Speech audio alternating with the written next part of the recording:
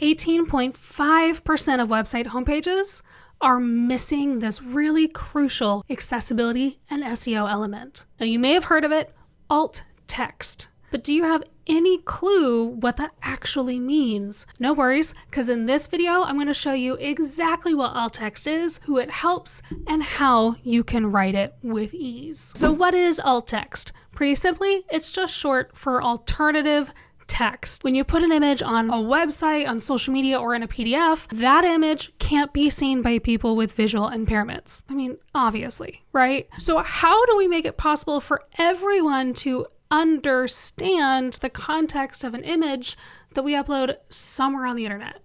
We just describe it. Now let's break this down because it sounds harder than it actually is. Now on your website, when you add an image, it gives your users a little something extra to go along with your content. An image can be decorative, lend a human touch, reinforce the copy, add visual interest, or it can just help you display information visually. This is where I need to tell you that we're not going to go create some fancy word art in Canva, save it out as an image, then plaster that all over our website. That's bad. We just let text be text. Okay? Okay. But again, not everyone can see the context of your image. People with visual impairments will often use something called a screen reader that reads the internet back to them. So how do we help them? How do we communicate what these images are through a screen reading tool? We add alt text to your images, literally giving your users that context. So why does that image exist on your website? What was the point of uploading it? We tell them by describing it. Okay, let's stop dancing around this. Let me show you exactly what I mean. Now, in a very basic example, we've got my website pulled up with one of the images on the home page. So I've got it zoomed in to this one here. Now, you might be able to see this image if you're watching this video, but if someone is scrolling through and they're using a screen reader, we need them to know what this image actually is. Now, without a description we manually add in, the file name is going to get read first. Now, in this case, the file name is web-accessibility. So it does give at least a little bit of context to what we're looking at, but it's not everything, right? The problem is a lot of images that we upload to the web have auto-generated file names, something like 01357.jpg. That doesn't give any context for what the image actually is. So you can see here in the HTML code that I've actually typed in something called an alt. So in the image HTML, we have our image tag here. We have a little thing called an alt equals, and this is the description of the image. So Marisa Van Sciver performing web accessibility remediation. That's it. It really can be that easy. An alt description should just describe what's in the image and provide a bit of context. And that is what's going to get read back to a screen reader. Okay, let's dig a little deeper and talk about where we're going to add this. Before we get started, you're probably wondering how you're going to update your HTML code and you're worried about it. Now, the great news is you don't need a code. You don't need to do that. You're very likely using something called a content management system, aka a CMS, like WordPress, or a builder like Squarespace. No matter what your website uses to help you add content and images, you probably have a box to add the alt description in. Now let's take a quick look at WordPress specifically, partially because it powers something like, 45% of the internet. No matter where you're uploading the images, whenever you're uploading it, you're either going to upload it to the media library first or directly into a page or post. No matter where you're uploading those images, when you are putting them on your website, WordPress is going to give you a little space to type in the alt description. So let's pull up our image here. And you can see over here in the right-hand side, you have alternative text available to you. It's a nice little, very obvious place, right? And they also describe the purpose of the image. So they give you the option to do that simply. Now, Not everybody, this is the updated Gutenberg editor. Not everybody uses that with WordPress. So if we go to the media library,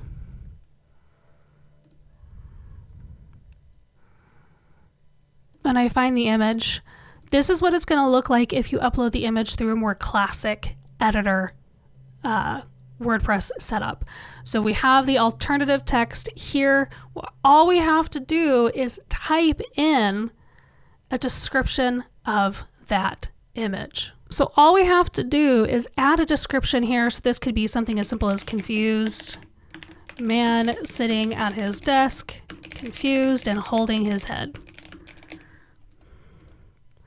Now this is the updated Gutenberg editor. Not every WordPress website is going to have quite this layout, but all we have to do here is hit save. And then now as we refresh and go back, we have our inspect element open. Now we can see the alternative text here. Now, depending on your WordPress setup, if you use the classic editor or other themes, you might be able to control the alt text at the image level. This is where WordPress gets fun, but just to show you, when we come into the media library, we can add an alternative text here that might auto-populate across your website, so you only have to do it once. But depending on your theme, you need to double check that the alternative text is actually showing up on the front of your website, just to make sure that nothing falls through the cracks.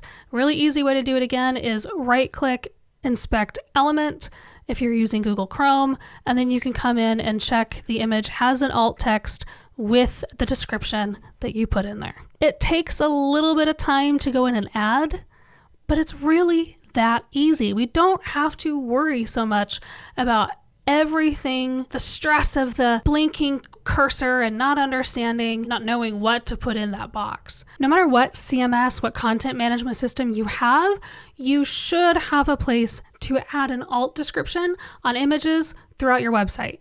If you can't find it, you can Google and try to find some support articles. There's going to be articles out there for any of the major website platforms.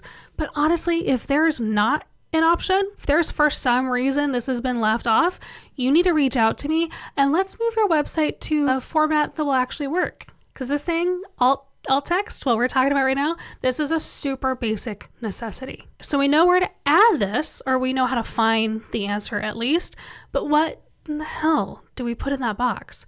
Blinking cursor, white space, totally get it. Let's make this super easy for you. Listen, we've not really discussed this much, but our alt text is a major reason that Google understands what's in the images on your website, at least as of early 2026 and for years, like decades before this. This is how Google knows what the images are.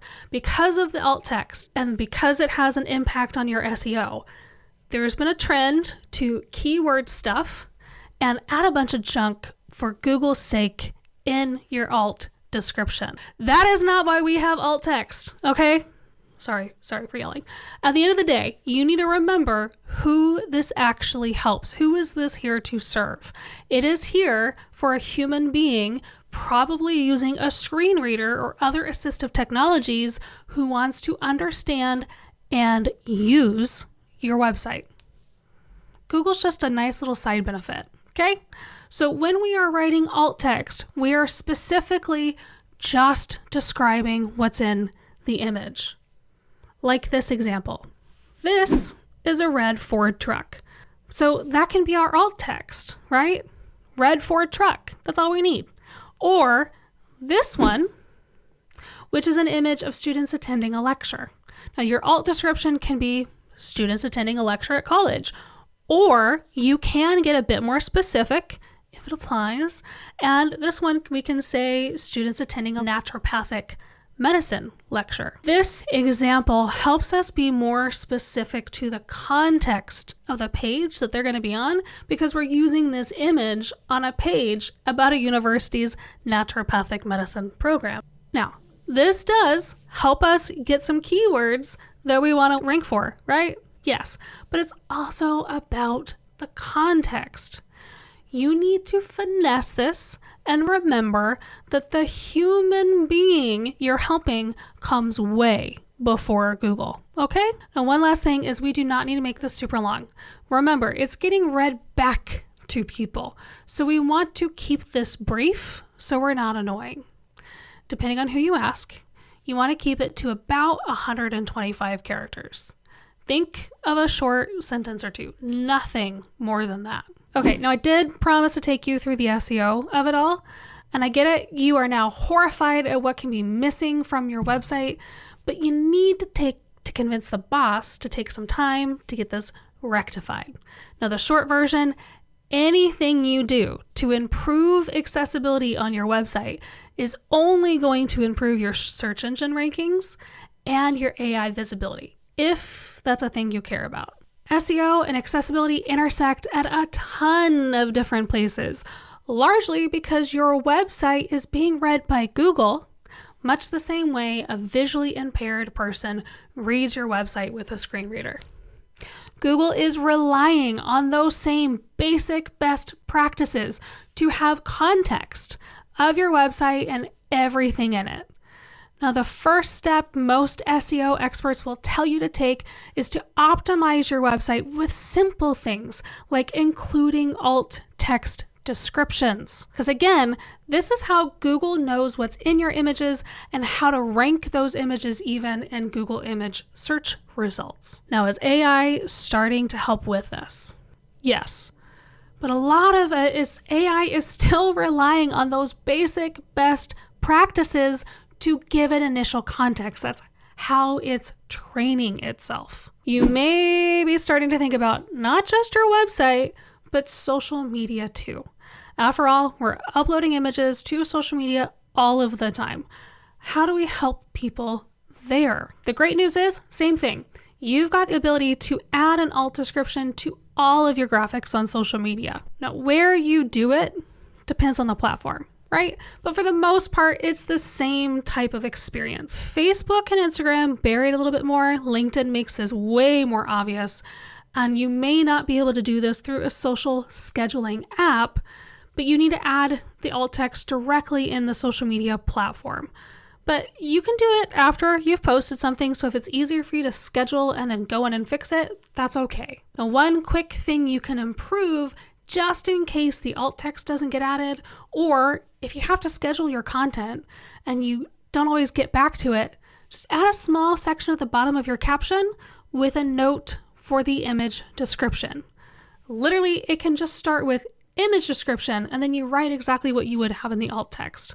Now, the National Park Service is great at this. Whew. Okay, that was a lot of information. Let's make this easy. One, I want you to bookmark this video, and let's just recap what you need to do to make your images accessible, SEO friendly, and, just be more helpful with all of your web content. Now, first, before you go and upload those images, remember that the file name is read as backup if there's missing alt text. So I want you to go ahead and rename those images with something that's descriptive. Just add some dashes between the words like red-for-truck. That way, if for some reason the alt text is missing, you still have a backup description for people to get access to. Second, whenever you upload an image, you want to add a quick description of what is in the image in the alt text. This shouldn't be focused on your SEO benefit, but should be focused on providing context to why the image is even there, right? And keep it short. Remember, 1 or 2 sentences.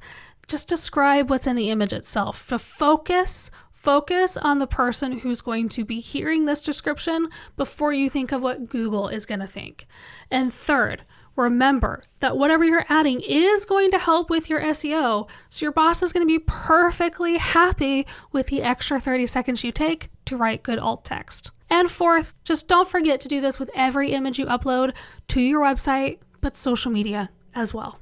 Now that's it. Alt text is one of the easiest things you can do to improve your web accessibility, and it barely takes any work. Just make it a habit and add it to your content checklist so it doesn't get missed.